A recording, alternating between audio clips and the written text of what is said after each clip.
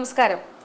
ഇന്ന് ഈ ഓണദിനത്തിൽ ഓണവിശേഷങ്ങളും സിനിമാനുഭവങ്ങളും നർമ്മവും എല്ലാം പറയുവാനായി നമ്മോടൊപ്പം ഉള്ളത് ശ്രീ കൃഷ്ണ പൂജപ്പുരയാണ്.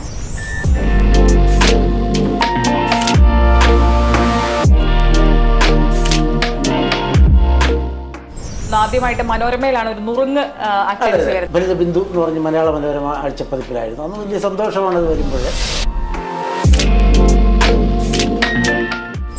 ടോംസ് എന്ന് പറയുന്ന മലയാളികളെ ചിരിപഠിപ്പിച്ച ആ വലിയ മഹാന്റെ ആ ഒരു കോളം എൻ്റെ ഒരു ഹരമായിട്ട് തീർന്നു. ചിരിയായാലും ചിന്തയായാലും നർമ്മമായാലും കണ്ണീരായാലും അത് ജീവിതാവസാനം വരെ എല്ലാ മനുഷ്യരിലും ഉണ്ടായേ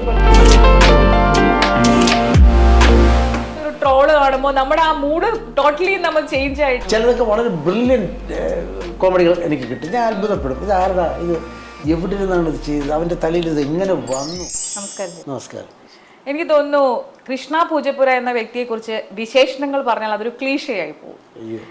മലയാളിക്ക് കൃഷ്ണ പൂജപ്പുര എന്ന് പറയുമ്പോൾ തന്നെ ഒരു നർമ്മത്തിൽ ചാലിച്ച രസഗുള എന്നാണ് ഓർമ്മ വരിക എന്നാണ് എനിക്ക് തോന്നുന്നത്. ഈ നർമ്മം എങ്ങനെ കിട്ടിയതാണ്? കൂടെ കൂടിയതാണോ കൂട്ടിയതാണോ എങ്ങനെയായിരുന്നു? ഒന്നാമത് ആദ്യം പറഞ്ഞത് വലിയ നർമ്മമായി പോയി. കാരണം അങ്ങനെ കൃഷ്ണ പൂജപ്പുര എന്ന് കേൾക്കുമ്പോൾ അവനാരടാന്നൊക്കെ തോന്നുന്നവരും ഒക്കെ ഉണ്ടാവും. ഞാൻ ഈ നർമ്മം കിട്ടിയത് ഇത് സാധാരണ അക്കാലത്ത് എൻ്റെ തലമുറയിൽപ്പെട്ടവർക്കെല്ലാം വായന, അന്ന് വിഷ്വൽ മീഡിയ ഒന്നും ഇല്ലായിരുന്നു. അന്ന് വായിച്ചിരിക്കുമ്പോൾ ആദ്യം ഞാൻ വായിച്ചു തുടങ്ങുന്നത് ബോബനും മോളിയുമാണ്. എനിക്കറിയാം 4ാം ക്ലാസ്സിലൊക്കെ പഠിക്കുമ്പോൾ അന്ന് വീട്ടിൽ അച്ഛനും അമ്മയും ഒക്കെ ഒരു മനോരമ വാരിക എടുത്ത് വെച്ച് വായിച്ചിട്ട് എന്തോ ചിരിക്കുന്നതാണ്. അന്ന് എന്താണ് ഹാസ്യം എന്നൊന്നും അറിയില്ല.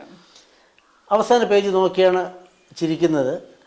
ഇതാണ് ഞാനും ഇത് വാരിക എടുക്കുന്നു, അവസാന പേജ് നോക്കുമ്പോഴുണ്ടാ കൊള്ളാം ചില കോളങ്ങൾ, അതിൽ ചില ആൾക്കാർ, അത് എന്തോ ഒരു കൗതുകം ജനിപ്പിച്ചു. അന്ന് ചിലപ്പം വാചകങ്ങൾ മനസ്സിലാക്കാനുള്ള ഒരു ത്രാണി ഇല്ലായിരുന്നെങ്കിലും അതിലെന്തോ ഒരു രസമുണ്ടെന്ന് തോന്നി. ഓരോ ആഴ്ചയും കാത്തിരിക്കുമായിരുന്നു. ക്രമേണ അതൊരു വലിയ രസകരമായിട്ട് ടോംസ് എന്ന് പറയുന്ന മലയാളികളെ ചിരിപഠിപ്പിച്ച ആ വലിയ മഹാന്റെ ആ ഒരു കോളം എൻ്റെ ഒരു ഹരമായിട്ട് തീർന്നു. പിന്നെ ഓരോ വെള്ളിയാഴ്ചയ്ക്കും കാത്തിരിക്കുമായിരുന്നു. ആ ഒരു ഈ ടോംസിന്റെ ചിത്രം കാണുമ്പോൾ തന്നെ നമുക്കുള്ളിൽ ഒരു ചിരി വരും. ഭയങ്കര രസകരമായിട്ട് നോക്ക് അതിന്റെ ഒരു പക്ഷെ ഇന്നത്തെ തലമുറയിലെ കുട്ടികൾ അത് എൻജോയ് ചെയ്യുന്നുണ്ടോ എന്ന് അറിയില്ല. നമ്മളൊക്കെ വളരെയധികം അത് ആസ്വദിച്ച് വായിച്ചിരുന്നു. അല്ല, അത് എനിക്കൊന്ന് തലമുറകൾ മാറുന്നു. ഇപ്പോൾ ഞാൻ ചെറുപ്പക്കാരനായിരുന്നപ്പോൾ ബെൽ ബോട്ടം പാൻ്റായിരുന്നു. അത് സ്റ്റെപ്പ് കട്ട് എന്ന് പറഞ്ഞൊരു സ്റ്റൈലുണ്ടായിരുന്നു. അന്ന് സ്റ്റെപ്പ് കട്ട് ചെയ്യാത്തവൻ പഴഞ്ചിരുന്നാണ് വിചാരിക്കുന്നത്. ബെൽ ബോട്ടം പാൻറ്റിനകത്തവൻ പോയി അവൻ പിന്നെ എന്തിന് ജീവിച്ചിരിക്കണം, ആ ജീവനാന്തം ലോകാവസാനം വരെ ഇതായിരിക്കും ഫാഷൻ എന്നായിരുന്നു വിചാരിച്ചിരുന്നത്. ഇപ്പോൾ എന്ത് ബെൽ ബോട്ടം, ഇപ്പോൾ അതിൻ്റെ ഇത് മാറി. അതുകൊണ്ട് എല്ലാത്തിലും ഇമാതിരി നമ്മൾ ചിലപ്പോൾ അന്ന് വായിച്ച് ആസ്വദിക്കും. നമ്മുടെ തലമുറ, പുതിയ തലമുറ ഡിജിറ്റലായിരിക്കാം. ഞാൻ അതിനെ പ്രോത്സാഹിപ്പിക്കുകയോ അല്ലെങ്കിൽ വായനയുടെ അല്ലെങ്കിൽ വായന വേണ്ട ഡിജിറ്റൽ മതി എന്ന് പറയുകയല്ല. കാലഘട്ടത്തിൽ ചിലതൊക്കെ സംഭവിക്കും. അതിൽ ചിലത് നന്മയുണ്ടായിരിക്കാം.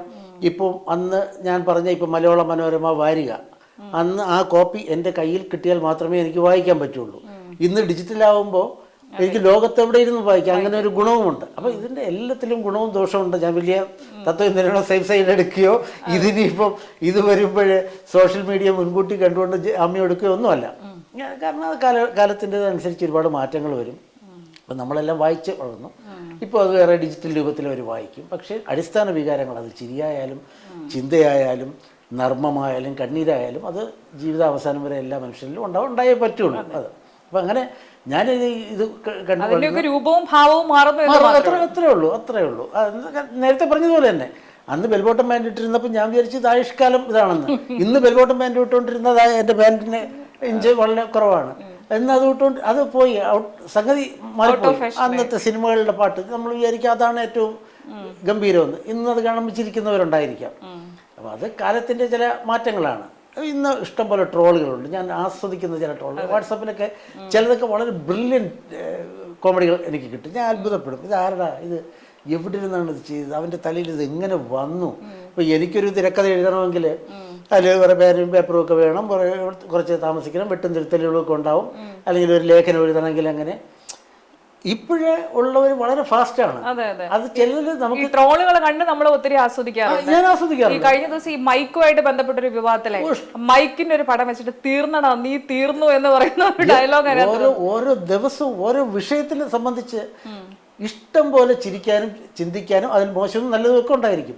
മുമ്പ് ഒരു 30 വർഷം മുമ്പ് ഞാൻ ഈ പറയുന്ന സമയത്ത് ഇപ്പോൾ ഒരു മൈക്കിൻ്റെ വിഷയം ഉണ്ടായിരുന്നിരിക്കട്ടെ, അന്നാണ് ഈ മൈക്കിൻ്റെ വിഷയം ഉണ്ടാകുന്നതെങ്കിൽ അന്ന് മനോരമ പത്രമോ മാതൃഭൂമി പത്രമോ കേരളകൗമുദി പത്രമോ അങ്ങനെ പത്രങ്ങളിൽ ഒരു കോളത്തിൽ കൂടെ ഒരു കാർട്ടൂണിൽ മാത്രമേ പറ്റുള്ളൂ, അല്ലെങ്കിൽ ഒരാൾ എഴുതുന്ന ഒരു ലേഖനം. അതിനപ്പുറം പ്രകടിപ്പിക്കാൻ വേറെ ആർക്കും മാർഗമില്ല. ഒരാളിൻ്റെ ഒരു 10 ചിന്തയെ നമുക്ക് കിട്ടുള്ളൂ ഒരു വിഷയത്തിന്, അല്ലെങ്കിൽ 10ഓ 15ഓ ചിന്തകൾ നമുക്ക് കിട്ടും. ഇന്ന് അങ്ങനെയല്ല, ലക്ഷക്കണക്കിനാണ് വന്ന് പറയുന്നത് ഒരു മൈക്കിന്റെ വിഷയം വരുമ്പോൾ. അതിന് ആയുസ്സും വളരെ കുറവാണെന്ന് തോന്നുന്നു അത്തരം രീതിയിൽ വരുന്നത്. ഇപ്പോഴത്തെ ആൾക്കാർക്ക് അത് ചിലപ്പോൾ മതിയാകാം, അതിജീവിക്കുന്നുണ്ടായിരിക്കാം. അത് എല്ലാ കാലത്തും ഇപ്പൊ നർമ്മത്തെ സംബന്ധിച്ച് നമ്മൾ വഴിതിരിഞ്ഞ് പോകണമെന്ന് പറഞ്ഞുകൂടാ. അല്ല, ഇപ്പോൾ നമ്മൾ മലയാള ഹാസ്യ സാഹിത്യത്തിന്റെ ചരിത്രം എടുക്കാം. ഒരു 250 വർഷത്തിനിപ്പുറം നമ്മൾ പറഞ്ഞു നോക്കിയാൽ ആദ്യം കുഞ്ചൻ നമ്പ്യാർ പറയാം, അതിനപ്പുറമൊക്കെ ഉണ്ടായിരുന്നു, ഇഷ്ടംപോലെ പേരുണ്ടായിരുന്നു. നമ്മൾ നക്ഷത്രങ്ങൾ കുഞ്ചൻ നമ്പ്യാർ കഴിഞ്ഞിട്ട് പിന്നെ ഒരു 200 വർഷം എടുക്കേണ്ടി വന്നു EV കൃഷ്ണപിള്ളയുടെ പേര് വരാൻ, ഏകദേശം 200ഓളം.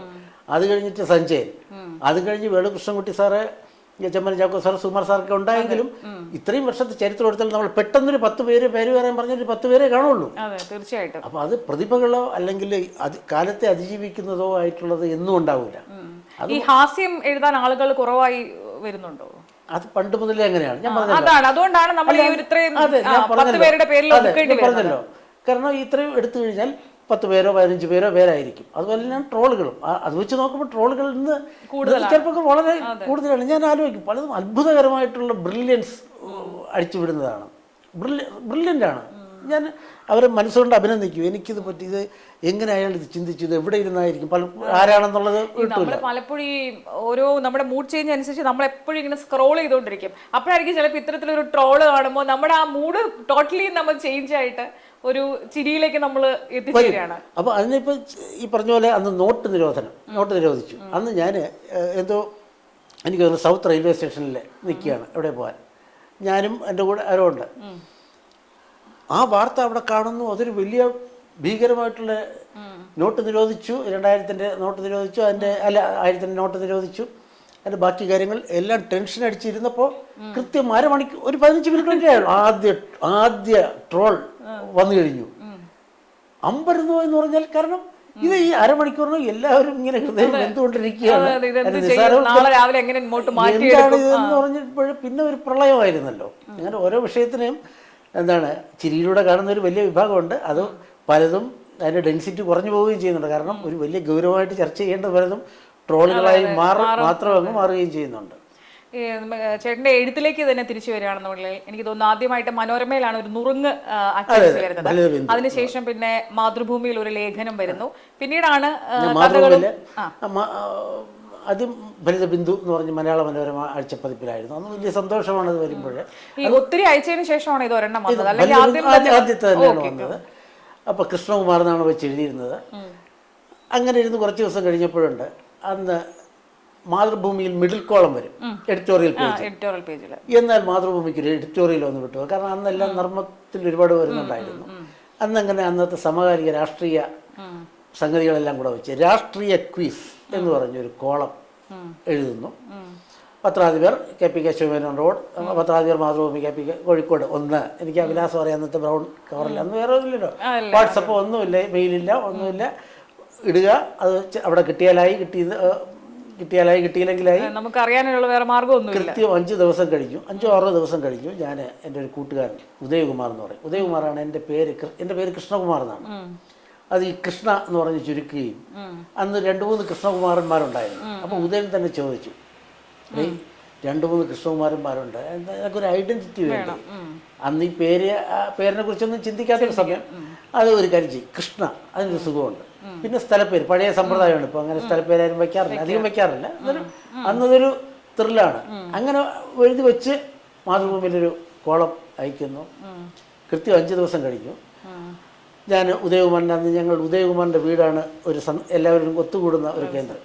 അപ്പോൾ ഞാൻ ഉച്ചയ്ക്ക് 21 വയസ്സ് ഉണ്ട്, ഉച്ചയ്ക്ക് അങ്ങോട്ട് ചെല്ലുമ്പോൾ ഉദയകുമാർ ഹാപ്പി ആയിട്ട് പറയണ, ഇന്ന് ചിലവുണ്ടല്ലോ എന്ന് പറയുന്നു. എനിക്ക് പിടികിട്ടുന്നില്ല. നേരെ അകത്ത് നിന്ന് മാതൃഭൂമി പത്രം എടുത്തുകൊണ്ട് അതിൻ്റെ എഡിറ്റോറിയൽ പേജ് മടക്കി എൻ്റെ മുമ്പിൽ വെച്ച് ഫോട്ടോ അടിക്കുന്ന സമ്പ്രദായം ഒന്നുമില്ല, വളരെ അപൂർവമായിരുന്നു ഫോട്ടോ അടിക്കുന്നത്. നോക്കിയപ്പോൾ എൻ്റെ പേര് കൃഷ്ണ പൂജപ്പുര എന്ന് പറഞ്ഞ് എന്തായിരുന്നു ആ നിമിഷം തോന്നിയത്? വലിയ സന്തോഷമല്ലേ. മാതൃഭൂമി പോലുള്ള ഒരു പത്രം, അതിൽ എൻ്റെ ഭാവന ഇത് ആരൊക്കെയോ കാണുന്നുണ്ട്, ചിലപ്പോൾ കാണുന്നുണ്ടായിരിക്കാം, എന്നാലും കുറച്ച് പേരെങ്കിലും കാണും. അല്ല, അന്ന് എല്ലാവരും പത്രം വായിക്കുമല്ലോ, വേറെ ഓപ്ഷൻസ് ഇല്ല നമുക്ക്. അതിൻ്റെ ആവേശത്തിൽ നേരെ ചെല്ലുന്നു. ആ സമയത്താണ് പ്രധാനമന്ത്രി കേരളം സന്ദർശിച്ചു. കേരളം സന്ദർശിച്ചപ്പോൾ പ്രധാനമന്ത്രി കാണിക്കാൻ വേണ്ടി ചില റോഡുകളൊക്കെ, അദ്ദേഹം സഞ്ചരിക്കുന്ന റോഡുകൾ മാത്രം വളരെ വൃത്തിയാക്കി. അതിനെക്കുറിച്ച് ഒരുപാട് വിമർശനങ്ങളൊക്കെ വന്നുകൊണ്ടിരിക്കുന്ന ഒരു സമയമാണ്. നേരെ ചെല്ലുന്നു, വീട്ടിലിരിക്കുന്നു. സന്ദർശന പിറ്റേന്ന് എന്ന് പറഞ്ഞൊരു ലേഖനം എഴുതുന്നു. അതായത് പ്രധാനമന്ത്രി വന്നിട്ട് പോയ അടുത്ത ദിവസം 2 തൊഴിലാളികൾ തമ്മിൽ, റോഡ് പണി ചെയ്ത തൊഴിലാളികൾ തമ്മിൽ ഒരാൾ മറ്റൊരാളിനോട് പറയുകയാണ്. അയാളുടെ ആ ഒരു രീതിയിലാണ് ഞാൻ എടുക്കുന്നത്.